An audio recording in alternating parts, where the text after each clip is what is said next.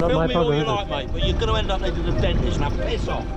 Across Britain, vigilantes have taken it upon themselves to tackle crime. I knew you were using your phone. I saw you looking down the whole way along there. I do apologise. And say on the big matrix what speed the traffic's going. Yeah, I have eyes. But is the nation prepared for this rise in civilian justice? Have you got nothing better to do, seriously?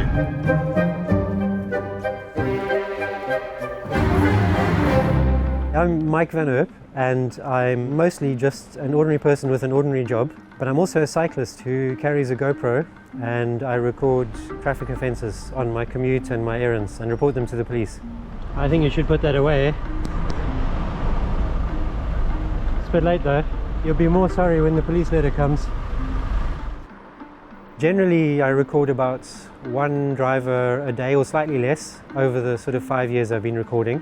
Sometimes I'll catch a driver more than once, and I've quite a few drivers I've caught more than once, and quite a few of those have been disqualified as a result of the totting up process in the UK. And that's because a mobile phone offence carries 6 points, and that's half your licence gone in one stroke.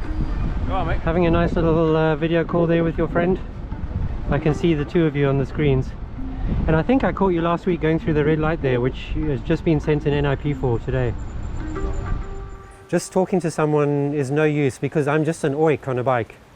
And they might say, yes, all right, I'm sorry, and then half an hour or a day later they'll be back on the phone driving. The break-even point is prosecution, where most but not all people will begin to change their behaviour. Since the start of 2019, I've reported 1,401 drivers. I have results for some of that, which comes to 1,840 odd penalty points given to drivers and almost £110,000 in fines and costs. Waiting a little bit. I think you've got to put that phone away. You've got nothing better to do. Have you got nothing better to do, seriously? Is that what you really think? No, Then seriously. catching people like you using their phones All while right, driving. mate. Yeah, well done. Great, well done. Get my Don't do it. registration plate. Well Already done. got it. To me, this is just a very boring civic duty. I take maybe 10 or 15 minutes a day on average. It's something I feel I need to do for society. And I have some motivations for doing it. My own dad was killed by a drink driver in Zimbabwe when I was 19. You know, that's a long time ago. I have just really happy memories of him. But the memory of what that was like at the time just gives me a little bit of backbone to try and help a driver not cause that for somebody else. My goal is to stop a bad driver with a relatively minor road traffic offence before it becomes a fatality or an injury down the road when they've carried on getting worse and worse. I knew you were using your phone. I saw you looking down the whole way along there. I do apologise. Anything to say to your boss? No. Fair enough. Can't do it, man.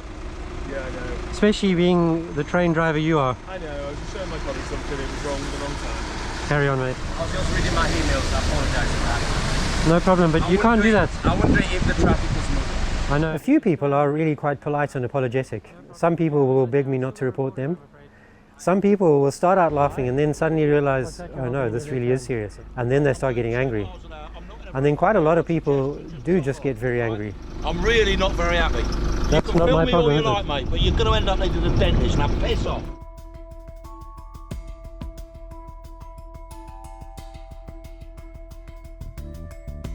We're all ex-special forces, and that's our skill set. It is a vast rollover from military skill sets, which we've adapted and we've just moved into the commercial sector to do.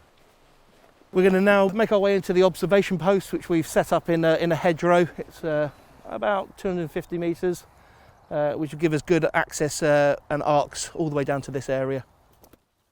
This is our observational post from this position.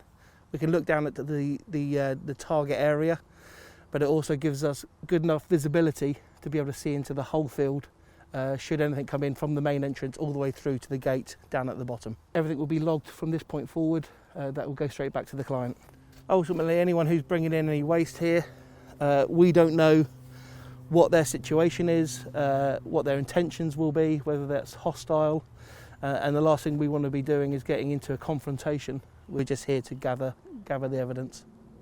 We're now setting up the drone and then we'll put it in the air. This will give us a good overview of the vehicle coming in. Yeah, I have eyes. So white pickup, is that what you've got?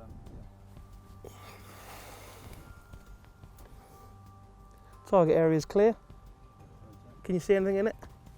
Exiting the vehicle. Looks like 1 driver. Unknown male. Yeah, unloading.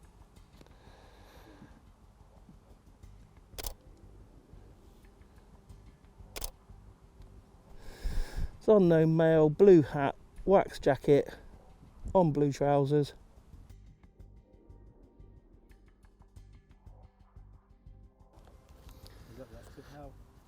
Roger, target clear. Okay, happy. Bring the drone in.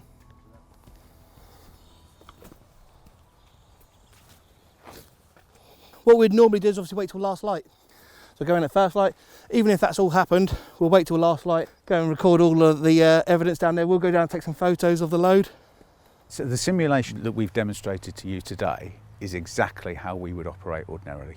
We have had prosecutions from the work that we've done. Nowhere near as many as we'd like.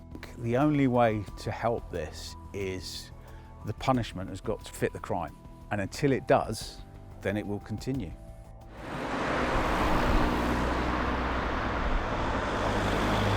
At present we're just watching the speed of the traffic. We can see on the big matrix the light is flashing and it tells you what speed the traffic's going.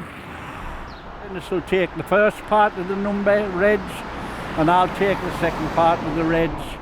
Police will look at it and see what the car numbers are, then they will get a letter. People say that they just slow down anyway, and it does its job. And if we save one life, that's it. That's what we do. That's what we do. Just walk round the corner.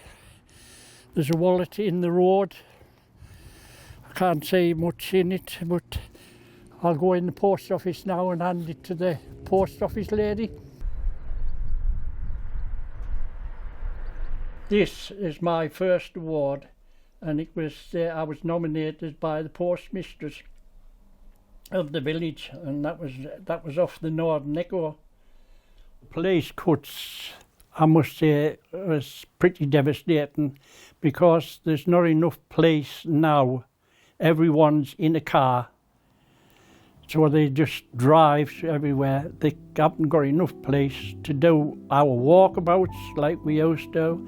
They haven't time to even do their own walkabouts because there isn't enough police to cover it at the present moment. You go on 101, you could wait anything up to quarter of an hour before it's answered. Then they'll tell you that it may be a couple of days before they could send anybody out to look at whatever the crime was or whatever the complaint was. I'm the in-between man, as you might say. I help them out that way.